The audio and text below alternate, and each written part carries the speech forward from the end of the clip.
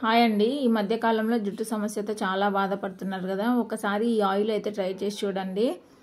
ఇందులో నేను వాడేది ఎక్కువ ఏం వాడట్లేదు. Flax seeds, methi seeds, curry leaves అండి. ఈ మూడు చాలా హెయిర్కి అనేది చాలా మంచివండి. నేను ఇది 1 డేకి సరిపడా ఆయిల్ ప్రిపేర్ చేస్తున్నాను, అంతకాడికి చేస్తలేను. నేను 1 spoon flax seeds, 1 spoon methi seeds, 5 to 10 curry leaves తీసుకున్నాను. మీరు అంతకంటే ఎక్కువ చేసుకోవాలనుకుంటే గినా ఈ క్వాంటిటీని పెంచుకోండి.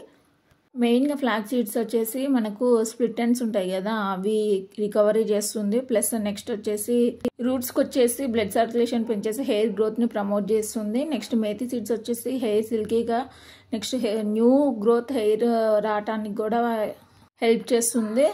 కుదుర్లు గట్టి పడడానికి బాగా హెల్ప్ చేస్తుంది.